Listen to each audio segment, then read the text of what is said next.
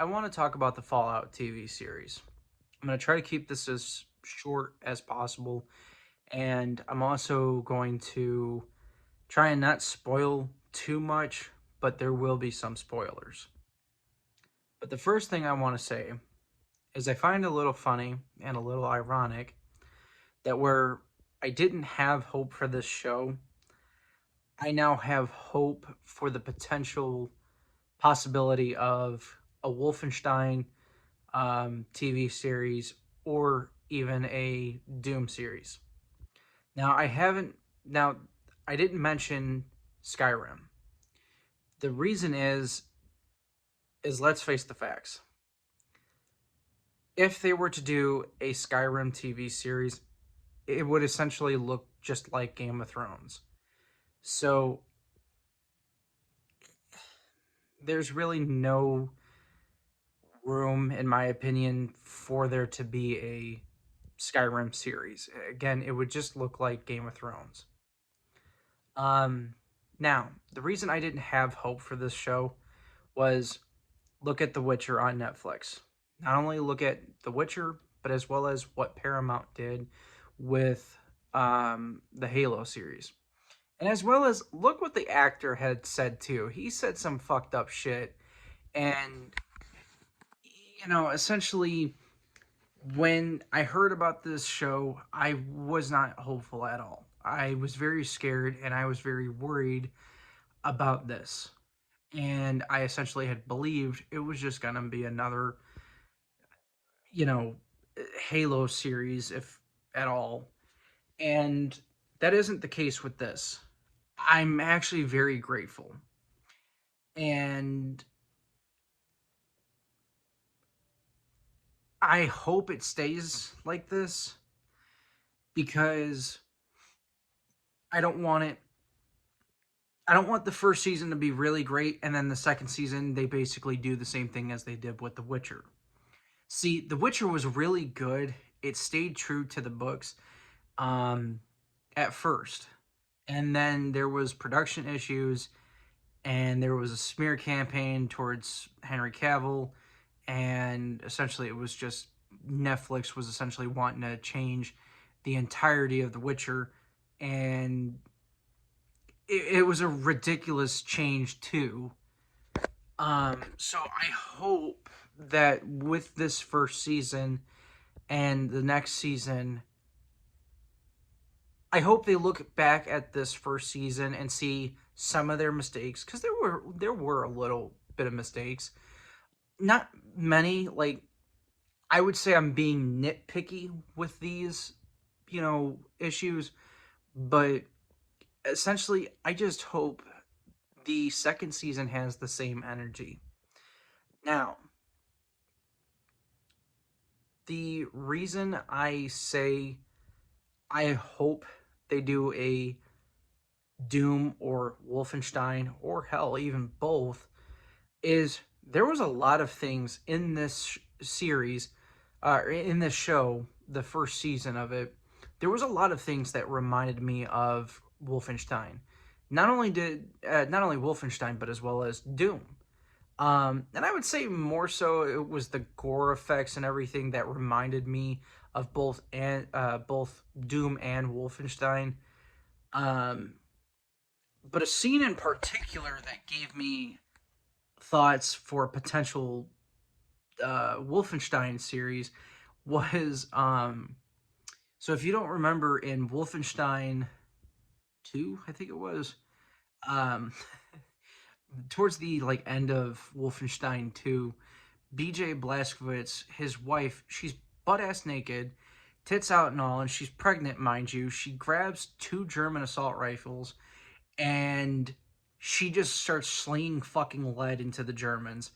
And essentially, you see like the brass, spent brass casings and everything bouncing off of her tits, and it was just a fucking amazing fucking scene, the most American fucking thing you could ever think of. Okay, well, there was a similar scene in Fallout in the first episode actually, and this woman, she wasn't naked or anything. She was wearing a vault suit, and she got her head slammed into a fucking fork, lost her eye, and she picked up a Type 100, what looks like a Type 100, and just started slinging fucking brass into the sky.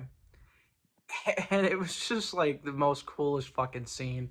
And again, most fucking like American thing you could probably ever see too. And like I said, it just gave me the thought of maybe they could do a Wolfenstein. And what really also gave me the thought again for the Doom was the gore and the the effects that they did, because the effects and the gore were really fucking spot on, and it was really good. Um, which I wasn't really expecting it to be as gory, but it was, and I loved that a lot. Um, the thing I will say about this show, speaking on all three characters, um, like every series, um, you're going, you're either gonna really love Maximus, or you're gonna really love Lucy or the Ghoul. And in my case, I really love the Ghoul and Maximus, and I'm very guilty on loving Maximus because of the fact that I love the Brotherhood of Steel. Now, here's something I will admit. I am not a know-it-all when it comes to Fallout. I am very sketchy on my lore and everything. I shouldn't say sketchy. I'm rusty when it comes to the lore of Fallout. Um, but without a doubt, I am a huge fan of the Brotherhood of Steel. Um, and I instantly, well, it wasn't instantly. I started liking him a little bit through his actions and everything. And what made me like what made me love Maximus more was the fact that he, um, when he was with my Knight Titus and everything, um, when he let Knight Titus die, right there off the bat, I knew he had a little Maxon in him. Um, Even though he's probably nowhere near related to the Maxon family. But the reason I say that is he has it in his head what the Brotherhood should be about. And now, of course, obviously, this is a totally different chapter than all the others because there's multiple Brotherhood of Steel chapters. In this chapter, we see him with. They don't seem the best, but he has it in his head of what the Brotherhood is supposed to be. And when he saw Knight Titus, I keep wanting to say Mike Titus because fucking just sounds like Mike Tyson. Knight Titus was very cowardice, and he definitely was not deserving of being a knight, let alone if he ever had the chance of being a paladin. He did not deserve either or, hell, let alone to be a part of the Brotherhood of Steel. Again, due to his cowardice, actions, and everything, and essentially also trying to get a squire killed. Like, what? So, but looking at now the Ghoul, I really loved him. For a lot of things. The first being is he gave off some very Clint Eastwood vibes as well as John Wayne vibes, and I'll even admit John Marston vibes as well. I loved Red Dead Redemption. Now, of course, obviously this is two different companies and two different fucking games, but he did give off some John Marston vibes, especially when he was slinging lead and everything and fucking killing people. He was similar to that of John Marston, and but his backstory was very interesting. He was a movie actor, and not only an actor, but he's a family man. And not only is he a family man, but he's now turned outlaw, really outlaw bounty hunter, and it's funny because that's what he did when he was an actor. He did, um, you know, like westerns and everything. So for him to like be the actor who did westerns to then turn into his own, you know, western character really was pretty neat. And another thing I forgot about him is he's also a veteran. So like he at first it seems like maybe he's a bad guy, but really he's, in my opinion, more an anti-hero. He's about himself, and that's really all there is to it. But he's not only about himself, he's about finding his kid. Which, when you watch through it and you get to the ending and everything, you do come to find out that in his backstory, his wife was a part of Vault-Tec, and Vault-Tec was doing some massively sketchy stuff, which we've already known Vault-Tec was doing some sketchy stuff. But from this perspective, it was much, much worse than what we already knew. And essentially, you know, he. I just want to see more. I actually want to see how he became a ghoul, what happened to his daughter, and I've got a feeling who his wife is. Um, and then, of course, going off on the third character, my least favorite, and it's nothing really personal towards the character or even the actress.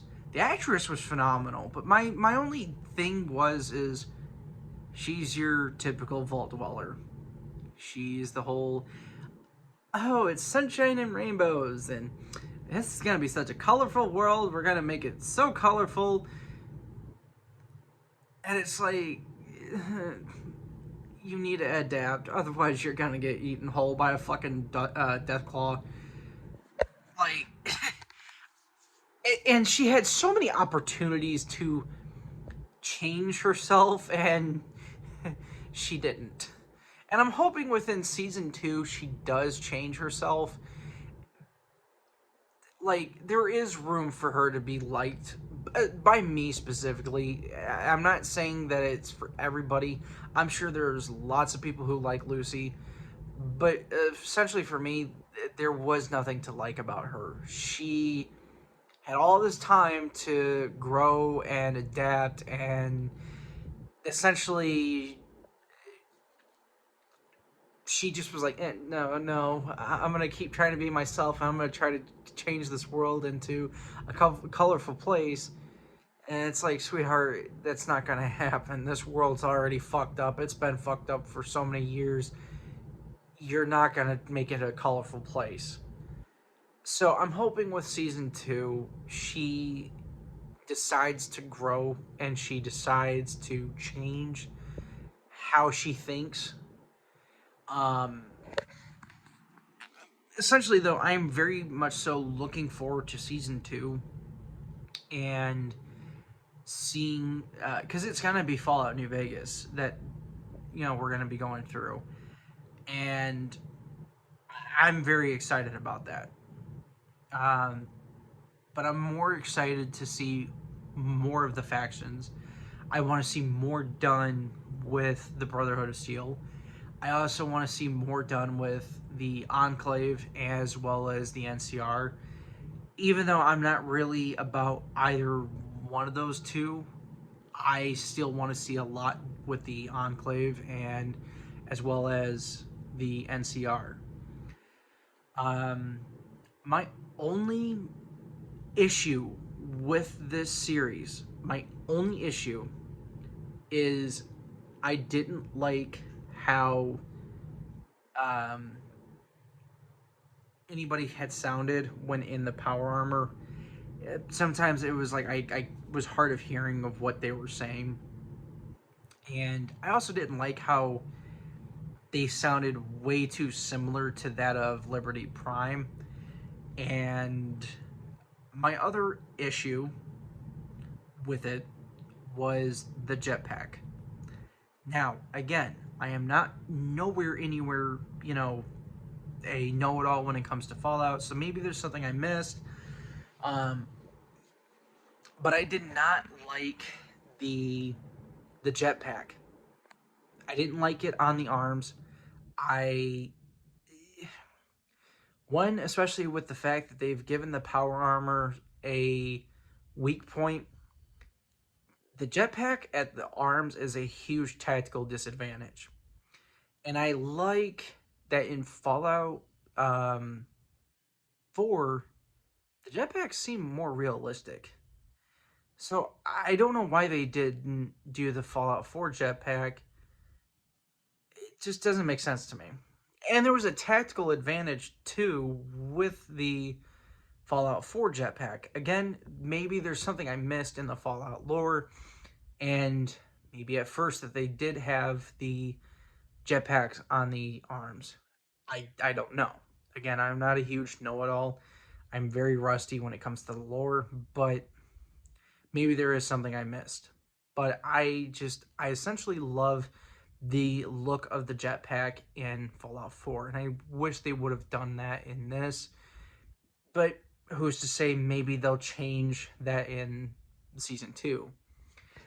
I also hope that they do change the sounding of the armor too, but if they don't, I'll just put subtitles on. It's not a big deal. But again, it's just two little minor fucking things I didn't like about it.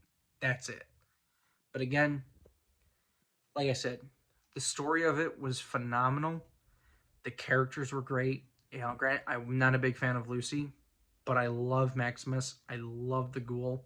I love the ghoul's backstory. Even Maximus has a really good backstory, which I didn't really dive into that. And his essentially was, he was found by a knight of the Brotherhood of Steel after his home, Sandy. I can't think of the name of the place, but it was something Sandy after it had been nuked, which you come to find out was nuked by Vault-Tec. Um, but yeah, um, honestly, I recommend it to anybody.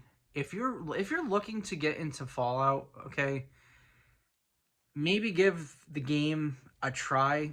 I would say give the game a try first before watching the show, because obviously there's gonna be some differences, but definitely watch this. Give this show a try and watch it. I love you guys. I hope you enjoyed, and I hope you have a great day.